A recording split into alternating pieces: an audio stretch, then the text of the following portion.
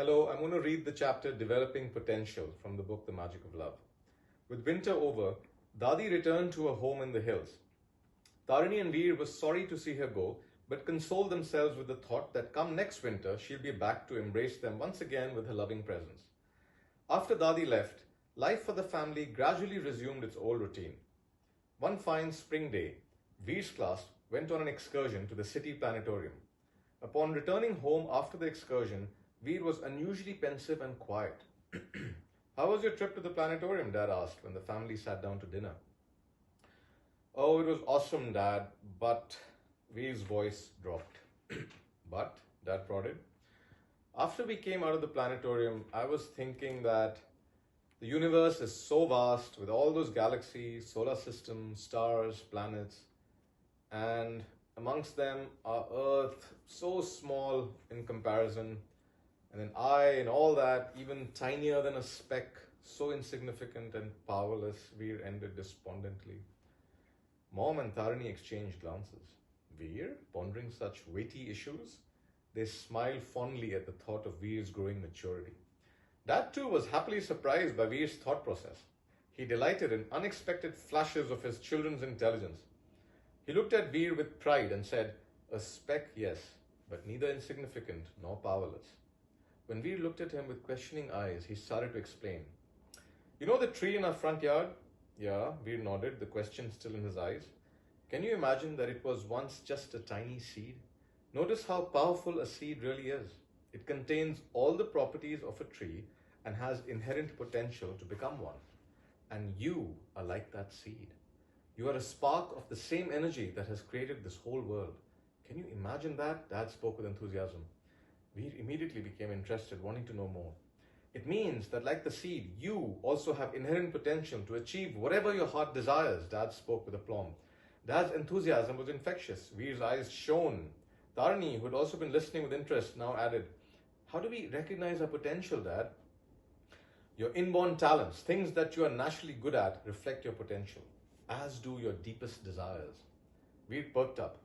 "Like sports, you always say I'm naturally good at soccer and math too," Tarini interjected. "Math comes naturally to you." "Well, I struggle with it," she added ruefully. "You have other talents, Taru," Mom interjected. "That's right," Dad nodded. "We all have talents and tendencies that are unique to us, some of which become evident in childhood, while others unfold gradually over time. If you want to develop your potential, you need to give full expression to your talents and keep honing your skills. Then there's no limit to what you can do if you set your mind to it. All depends on your desires, of course, on what it is that you really want to achieve in life." Veer was thoughtful, then spoke up hesitatingly. "Well, I really want to break my high jump record, but so far I haven't succeeded," he lamented, making a face. "What's your current record?" Dad asked. 4 feet 11 inches. "And your goal?" 5 maybe, Veer said tentatively. "Okay, but don't be tentative about it. Be very determined and firm in your intentions," Dad said emphatically. "Look, here's how it works. First, be very clear and specific about what you want, something that you want with all your heart. Then believe without a doubt that you can achieve it. Now, do you believe that you can break your old record?" Veer hesitated.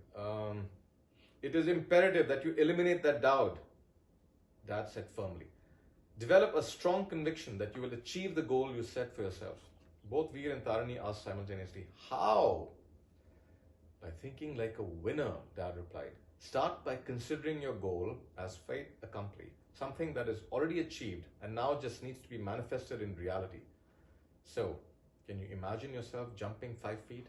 "Oh yes," Veer replied, now strong and confident. "Good. Before going to sleep and as soon as you wake up in the morning, spend a couple of minutes visualizing yourself clearing the bar at 5 feet. Vividly imagine how it would feel when that happens. What would you see? What would you hear at the time? Create the scene very clearly in your mind." "Wow, exciting," Tarini exclaimed. "Yeah, I can imagine it already," Veer laughed. "It is called neuro-linguistic programming," Dad smiled. "You program your subconscious mind to create the reality that you desire. When you use all your senses to vividly imagine an outcome, your mind starts believing it as fact. It becomes easier then to recreate it in your external reality." That's exactly what I do when I paint, Dad, Dharani said excitedly. I see the complete picture vividly in my head before I actually start to paint and then just reproduce it on canvas. Exactly. But there's one more thing. Visualization and conviction alone are not enough to succeed. They're essential, but are only the initial steps in the process. They must be followed by action. Otherwise, your goal will just remain as an idea in your own head.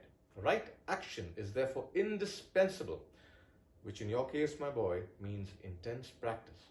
Daily, Dad poked Veer affectionately. Right, I understand. I'll start practicing earnestly from tomorrow, Veer promised. True to his word, he followed Dad's advice faithfully. Morning, night, noon, whenever he was by himself, he used all his senses to visualize jumping the bar at 5 feet.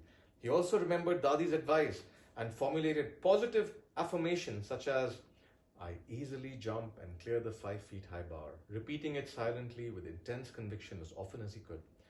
When he next went to the field to practice, his heart was thumping in anticipation. Every cell in his body was charged with excitement as he prepared to sprint. He closed his eyes momentarily, feeling the adrenaline rushing through his veins. Then he ran, jumped, and easily sailed over the bar, landing neatly on the other side. Wow!